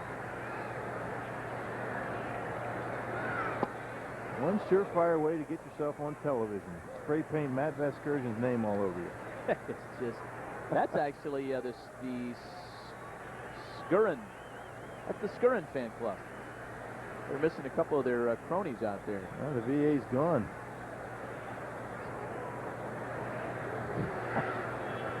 That's enough of that. A ball and a strike on Fernando Tatis. Fernando Tatis recently joining that long and Ever distinguished list of Major League Baseball players that have opened up a bottle of peroxide for their hairdos. Chuck Finley, Charles Nagy, Jarrett Wright. Grounded to Loretta in the hole. Davina for one. Safe at second base is Mabry. Well, it looked like Vigna had the out in time at second base. The ball popped free, and second base umpire Randy Marsh says that they did not have it in the glove long enough to get the out. No, and it certainly wasn't in there long enough. Looked like it went right off the fingers of the glove for Fernando. Well, it is a tough hop for Mark Loretta. He had to go back and caught a tricky hop, low throw. There's a situation where, as a second base, you might want to think about just getting the sure out. Fernando trying to be quick, turning the double play. It cost him that time. One of the very few times that Fernando trying to be a little bit too quick on a ball that he would think you just try and get the sure out. No, that doesn't happen to him.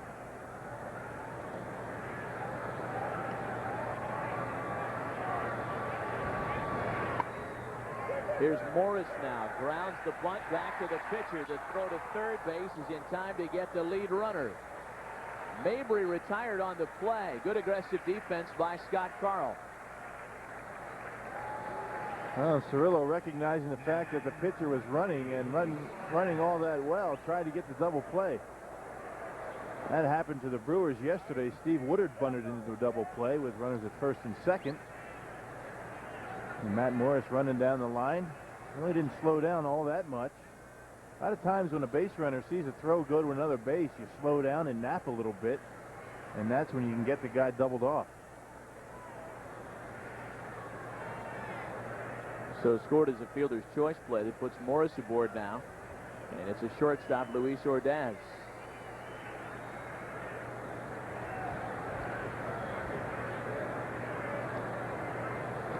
Ordaz is 0 for 2 tonight, hitless in the series, 0 for 5. First pitch swinging, pops up in the infield. Vigna calling everybody away. 2 out. Now the infield fly roll in effect. Pop up with a man on first and second, less than 2 outs. Batter automatically out. Fielders can still drop the baseball, but the runners advance at their own risk. Do not have to run. Right-hander Chad Fox up in the bullpen for the Brewers.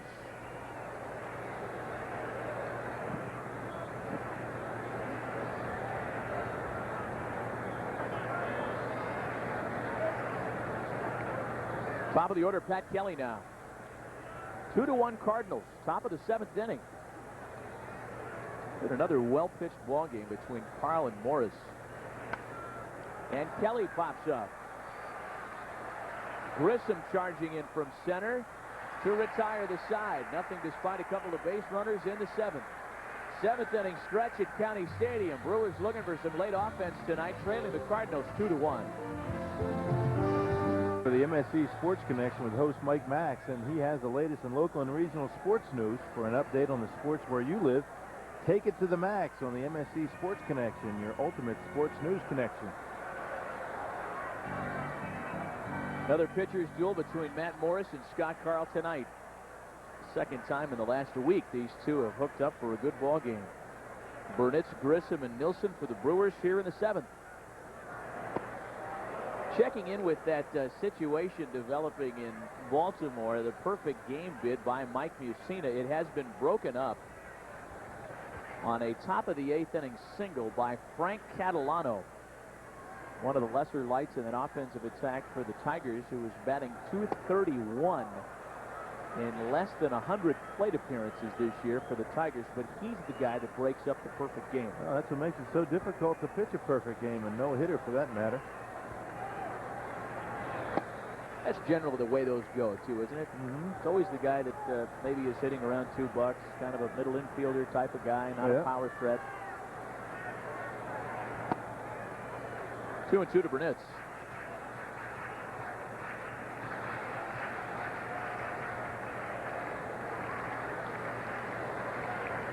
Bernie singled back in the 4th. He's hit in 4 straight, including his base hit tonight. Morris has now gone full 3-2.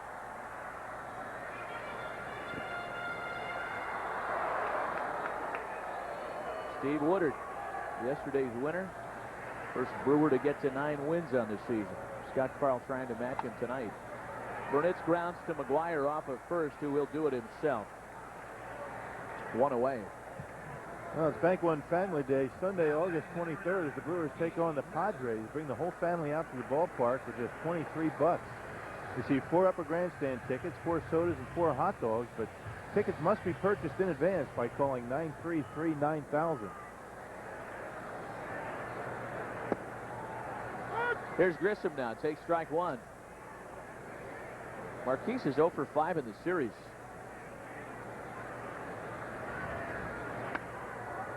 Breaking ball fouled away. Grissom behind 0-2 very quickly.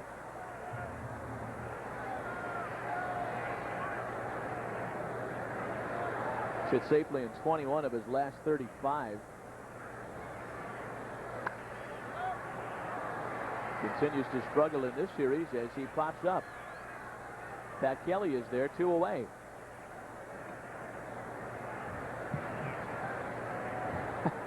Pretty good first baseman in his own right. Jim Thome recently said of Mark McGuire, it was like the Empire State Building standing there with a bat in his hand. And you're not talking about a runt in Jim Thome either. No, he's no slouch himself.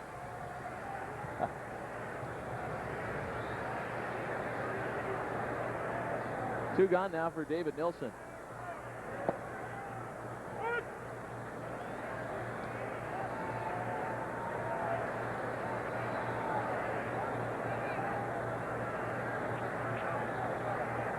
Mark McGuire very active in the community, not only in St. Louis, but around the country with his Mark McGuire Foundation for Children. Taking care of abused kids around the country. He got involved in that poly-class situation while he was playing for the Oakland A's a number of years ago in the Bay Area. There was a very high-profile kidnapping case. And Mark McGuire took up the cause. Tried to solicit money for the cause. He wore wristbands commemorating poly-class. It was an event that got a lot of ink around the country, as a matter of fact. Actress Winona Ryder joined in the crusade. But you're not going to find a citizen any more solid than Mark McGuire. No, you're not. A lot of ball players do things like that. Nobody ever hears about it. Yeah. Hear all the negative stuff. Hit hard, but right at shortstop, Louis Ordaz. Brewers go down in order. 1, 2, 3, 6 in a row, set down by Matt Morris. We're done with 7 complete. Still 2-1 Cards.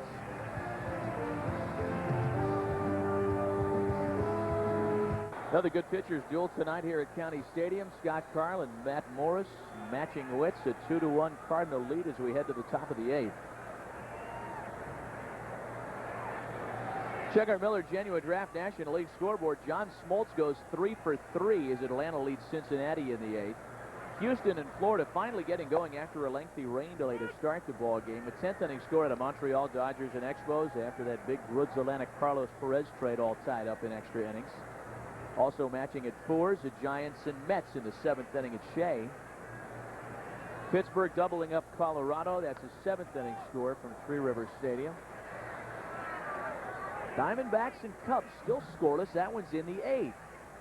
Rather unlikely turn of events down there. Phillies in San Diego later tonight. Omar Dahl with the Diamondbacks looking for shutout number 2 in a row.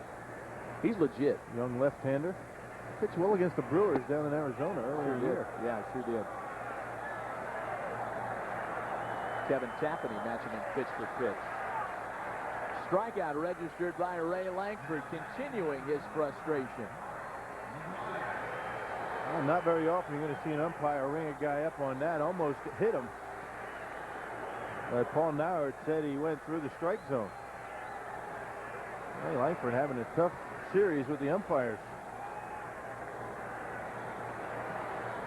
1 gone for McGuire now. Scotty Carl still hasn't figured out a way to retire McGuire tonight. A couple of walks and a double. He has scored a run.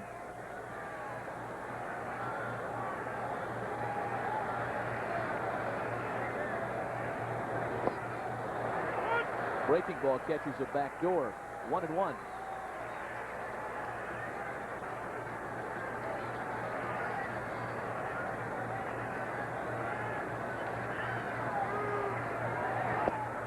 Last night we showed fans a graphic as to how McGuire's production has increased. It's been noticed by everybody, including other managers. Mike Hargrove, Cleveland skipper, it makes your stomach feel funny when he hits him.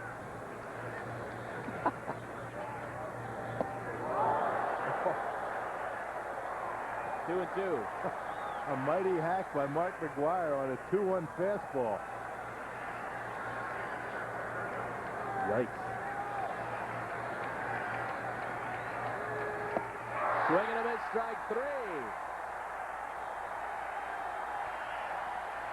Now McGuire a little bit upset with himself. He knew that he swung at 2 pitches that were out of the strike zone a little bit high. Well, as McGuire keeps hitting home runs and time runs out, you would expect that he'd expand that strike zone and take less and less walks. That's where you pitch Mark McGuire, right around the letters. Very tough for him to get on top of that. Ron Gant now pops up. Burnett's calling for it in right. Couple of strikeouts and a fly ball make for an easy 8th for Scotty Carl. We go to the bottom of the 8th. Brewers don't want to waste a great start by their starter. Down a run. 28,389 in the ballpark tonight, not letting some inclement weather during batting practice scare them away. As Rolsom American League scores, brought to you by Miller Genuine Draft. The perfect game is gone for Mike Mussina, but the Orioles still with a lead against the Tigers. In the 8th, Chicago on top of Tampa Bay, 7-5. Kansas City got on top of the Twins early, and they've stayed up. Texas beating Toronto at 3-1. That one's in the 4th.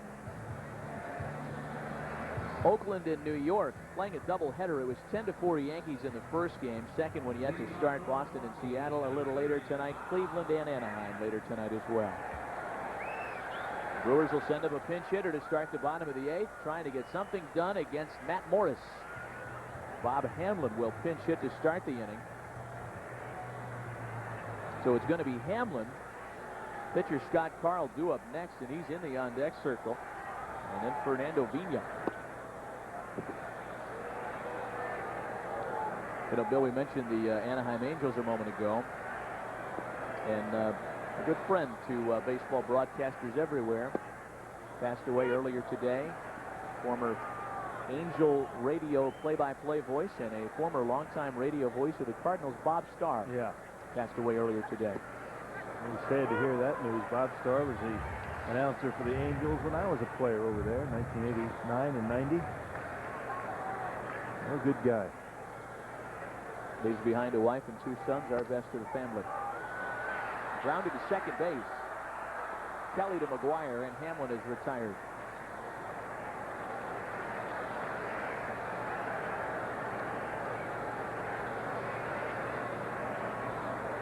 One gone, and now Scott Carl's going to be pulled back.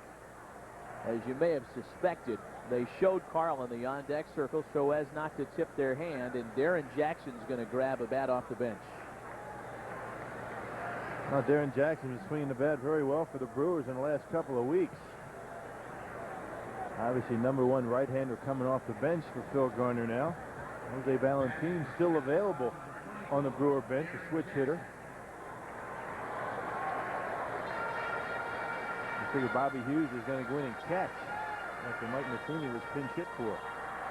Mark Newfield as well available down there.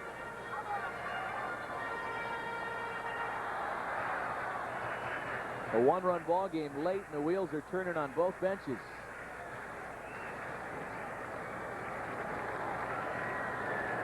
Darren Jackson was 2 for 2 against the Cardinals in St. Louis last week. Both of the hits off the bench.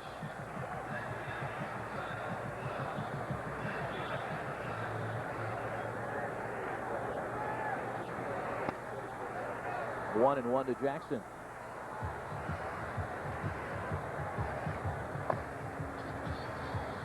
Chad Fox is back up in the Brewer bullpen. You'll likely see Fox to work tonight. Another great start by Scott Carl. Hopefully that one's not going to be wasted like his last.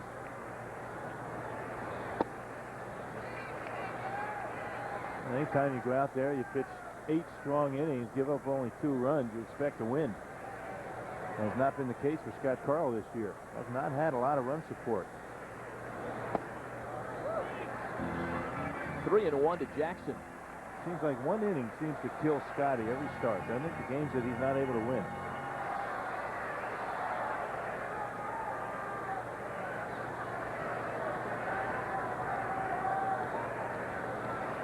Morris from the wind at 3-1, fought off and fouled away. Full count now. 3 balls and 2 strikes to Darren Jackson.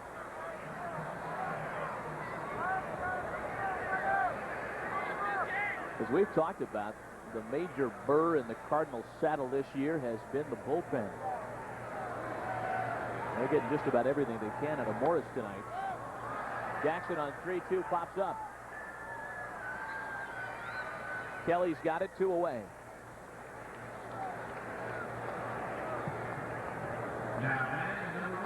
Fernando Tatis. So 2 gone, bases empty, back to the top of the order.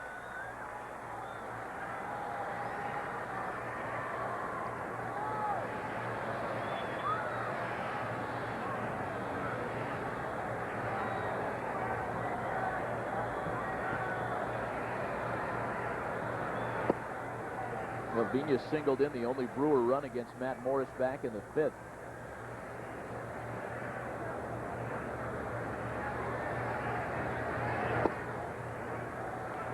Two-0.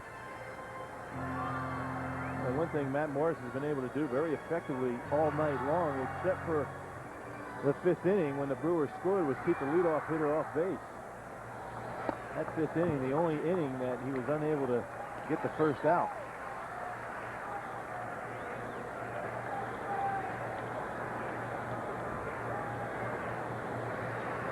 Morris got behind Darren Jackson 3-1. Worked it full and then got him to pop out. He's 3-0 to Vina now. And Fernando lays off, takes ball 4. The Brewers have a 2-out base runner here in the bottom of the 8th. Now, no activity up in the Cardinal bullpen. As you mentioned, the bullpen for Tony La Russa has been a trouble spot all season long. He would like nothing better to see Matt Morris finish this one himself.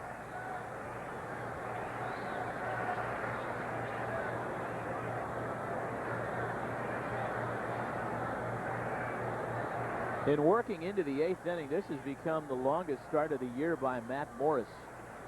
He worked 7 innings back on the 25th of July at Colorado. He has gone 7 2/3 officially at this point. Mark Loretta, the batter, with Vina at first.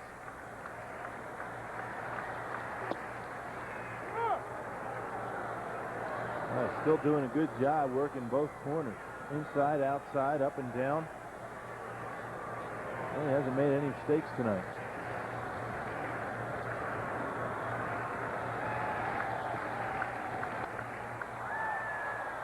Fly ball into right. Mabry tracking it for the fence. Puts it away and retires the Brewers in the 8th. Morris turns away Milwaukee once again. We played 8 complete, still 2-1 St. Louis. Garner has made his Sears Craftsman call to the bullpen here in the 9th inning for right-hander Chad Fox. Well, Chad Fox making his 31st appearance on the season. He's 0-2. Earned run average at about 3.68. Not about, exactly at 3.68. His last outing came against the Arizona Diamondbacks right here in a loss. Struggled a little bit. There you see his numbers overall. Fox working to Marrero, Mabry, and Tatis here in the 9th. The catcher for the Brewers as well. After being pinch hit for in the bottom of the 8th, Mike Matheny removed in favor of Bobby Hughes. Marrero with his sand wedge pops up. Cirillo displaces Rene Laxman out of the third base coaching box and makes the catch for out number 1. Now batting number 47, Josh Mabry.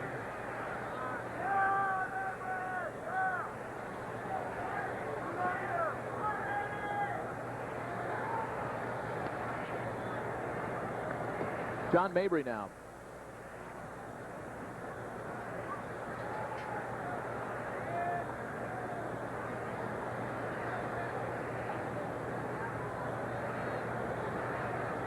Close the book on Scott Carl tonight. Another great start from Carl. Gives up just the 2 runs on 6 hits. Walks only 2, strikes out 4. And the best he can do tonight will be a no decision. Hardly seems fair. A similar situation as last start against the Cardinals in St. Louis. He gave up 3 runs in the 2nd inning, only to lose 3-2. 2 runs tonight in the 4th, down 2-1. Scotty's got to wonder what he's got to do to beat St. Louis. More appropriately, what he's got to do to draw anybody other than Matt Morris as an opponent.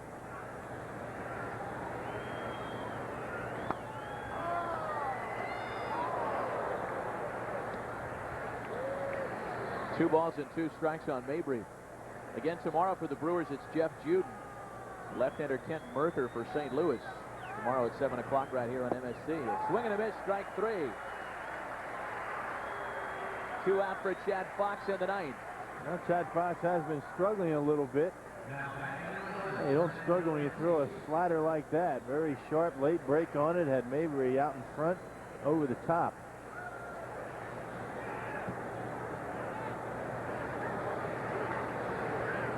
Fernando Tatis now.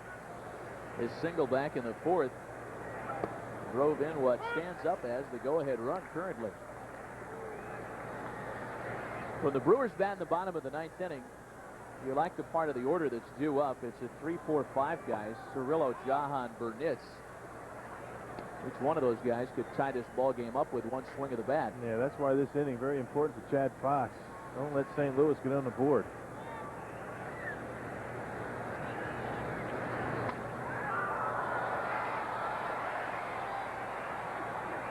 One ball and 2 strikes on Fernando Tatis.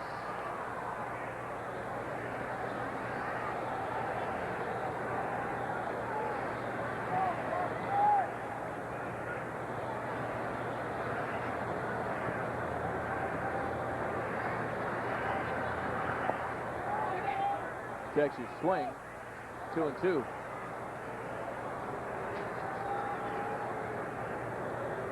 Well, Chad Fox throws that killer slider with 2 strikes. Looked like Tatis held up that time.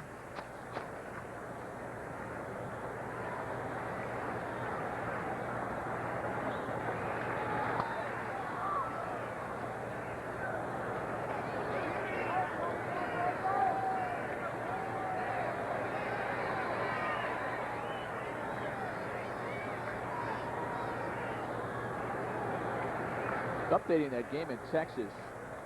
Todd Stottlemyre making his Rangers debut tonight. Toronto has tied that game at 3 apiece. Fernando Tatis trying to check the swing. Strikeout recorded for Chad Fox. And it's a 1-2-3 ninth. We go to the bottom of the 9th. Brewers have 3 outs left to try and catch the Cardinals down by a run. Well, Brewer fans, make plans now for the August 21st game against the Houston Astros. The first 10,000 adults will receive a commemorative National League cap, courtesy of the Milwaukee Journal-Sentinel. Call 933-9000 for tickets. Well, Matt Morris is going to look to put the finishing touches on this one. Tony La Russa giving his starter a chance to finish tonight. It'll be Cirillo, Jaha, and Burnitz against Morris in the bottom of the 9th. Brewers down a run. And this crowd of 28,389 starting to make some noise behind the Brewers, looking for a comeback tonight.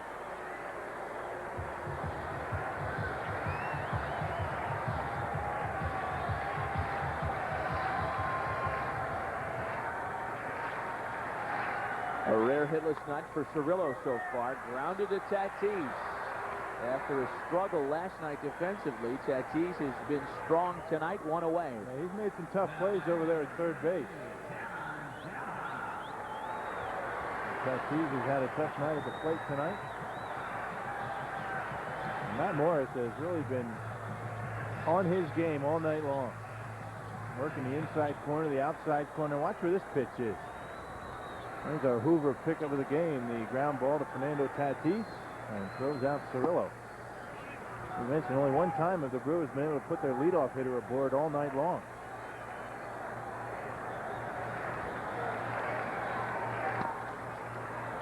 The ball and a strike on John Jahan. Last year, Matt Morris authored 3 complete games in his rookie season as a Cardinal. As we've already told you, this is officially his longest of this year. 2-1 now to Jaha. Well, finally, Tony La Russa has a couple of guys up in the bullpen. Lance Painter, a left-hander, also has a right-hander up. 2-2. Rick Fusor, the right-hander, Lance Painter, Milwaukee native, a left-hander up. Went to Nicolay High School, Lance Painter. And Nicolay won the state baseball championship this year. Congratulations to all those guys. There's ball 4 to Johnny. Tying run is on base. That is a big base on balls. Now, big decision for Tony La Russa now. Do you go with Matt Morris against Jeremy Burnett, or do you bring in Painter, the left-hander, to face Burnett? Only one swing of the bat can end this ball game in the favor of the Brewers. Pinch runner inserted in off the bench. Jose Valentin will run for Jaha. Boy, tough decisions that a manager is paid to make. Not an easy one.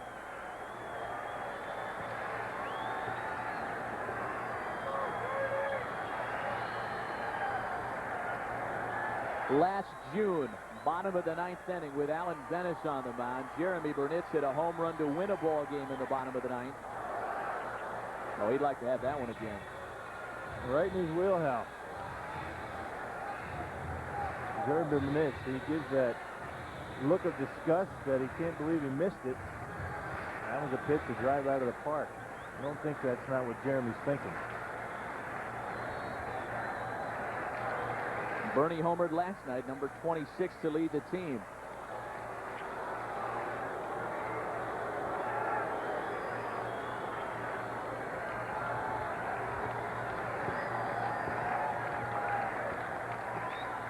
A little surprised that the Cardinals are letting Morris face the left-hander Burnett.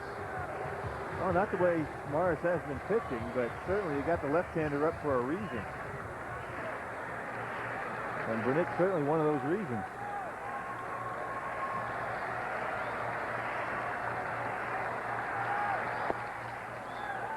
One and one as he misses with a fastball. Marquise Grissom on deck.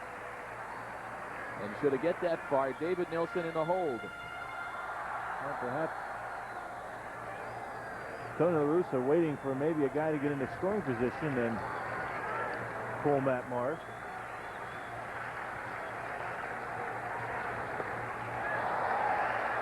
Two and one. Well, now you got yourself in a good fastball count right now if you're Jeremy Burnett.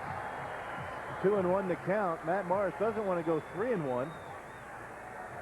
You got to figure Burnett to get a pretty good fastball to hit right here.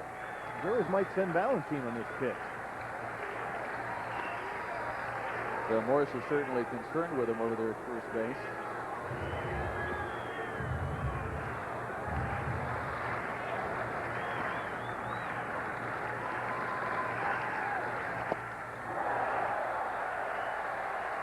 So 3-1 now as he came in too close with a fastball. His latest twist has brought pitching coach Dave Duncan to his feet in the Cardinal dugout. From the stretch, the 3-1 to Bernie is fouled away. Well, Morris still has good heat on that fastball. That pitch on the inside part of the plate jammed Burnett, squid it down the line. Last homestand, bottom of the 9th inning, July 25th against Anthony Telford. A game-winning home run for Burnett to beat the Expos. Runner goes, doesn't matter, ball 4. They're still appealing down to third. That's where Greg Bonnin confirms the ball call, and now there's runners at first and second with one away. The Brewers rallying in the bottom of the 9th. Now Dave Duncan making his way out to the mound. That's certainly not the walk of a guy that's going to make a pitching change. They figure Matt Morris has gone this far. Why not let him finish? A little while ago, you saw a shot of Phil Garner talking to the umpires, bobbing his hands up and down, saying, make sure Matt Morris stops. Phil thought that as he was in his stretch. He wasn't stopping. You have to stop for one click, maybe 1 second, and then go to home plate. Burnett's trying to get that bat started, holds up, and now the Brewers have the tying run at second base. Good speed. Valentine at second, Burnett at first. If the pitcher doesn't hold the ball for just 1 second before he comes to the plate, that's a balk. And that's what Phil Garner was making sure the umpires were aware of.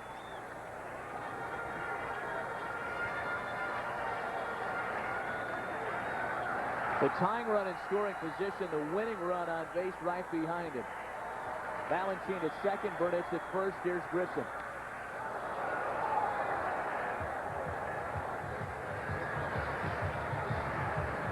Boy, when the chips are down here, Morris has gone to that fastball. And as you mentioned, he's still got plenty of zip on it. Yes, he does.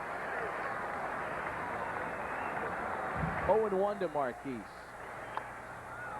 A little number to second for Pat Kelly. A play at the Safeway to get the out on Grissom.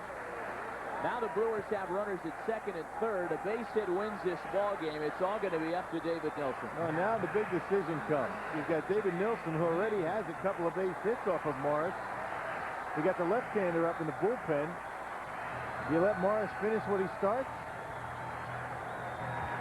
We're going to walk David Nilsson in this situation. No way Tony La Russa wants to have Nilsson beat his team in this situation.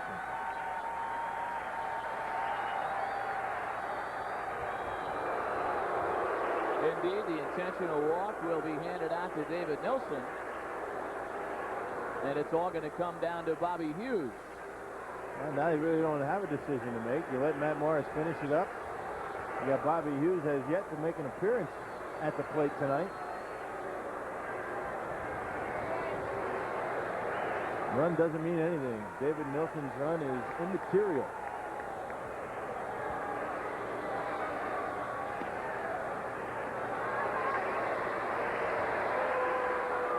Well, it's all going to come down to Bobby Hughes now. Bases are loaded. 2 out, bottom of the 9th inning. Brewers down 2-1. And something's got to give. Bobby Hughes has not appeared since August 1st. Early in the homestand against the Diamondbacks, he was 0 for 4. Been struggling at the plate. Is hitless in his last 17 at-bats.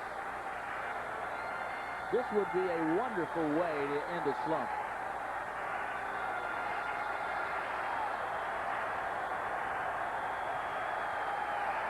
$28,000 plus on their feet. Nobody's gone home in this one yet, folks.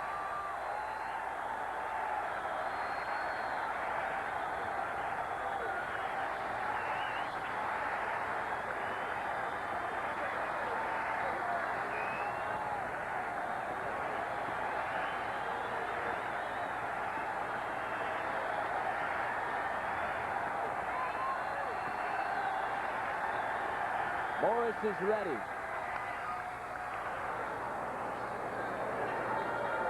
Well, Bobby Hughes has been sitting on the bench and out in the bullpen watching Matt Morris get ahead with a fastball and then go to the curve. Bobby's thinking, I'm going to get that first fastball, get a good hack at it. But as we mentioned, Morris still throwing hard. Bobby Hughes with the bases loaded this year, 0 for 1. Behind 0-1 to Morris. Grounded to short. Ordaz flips to Kelly, and that'll do it. Matt Morris pitches out of a bases-loaded situation in the bottom of the 9th to earn his 3rd win of the year in rather dramatic fashion. Morris authors his first complete game this season, and the Cardinals send a crowd of 30,000 home disappointed tonight. Good ball game to watch. Cardinals win it 2-1. We'll wrap it up right after this. The second time in less than a week, Matt Morris and Scott Carl hook up against one another on the mound, and for the second time in less than a week, Matt Morris just outpitches Scott Carl. A 1-run win for Morris, 2-1 tonight. What a great ball game to watch. Yeah, we figured in the beginning of the ball game it was going to be a pitcher's duel, and that's exactly what it was. It's not very often that a pitcher walks 6 guys, strikes out only 3, and wins a ball game 2-1. That's exactly what happened. Matt Morris really had it all working. Unfortunately for Scott Carl, it was 1 inning. It was the 4th inning. He gave up 2 runs, and Who would have thought that would have been all it would take? And no question as to who our player of the game is tonight. He is Cardinal right-hander Matt Morris, authors his first complete game of the year. This is a guy coming off the DL, 3 months on the DL with shoulder trouble.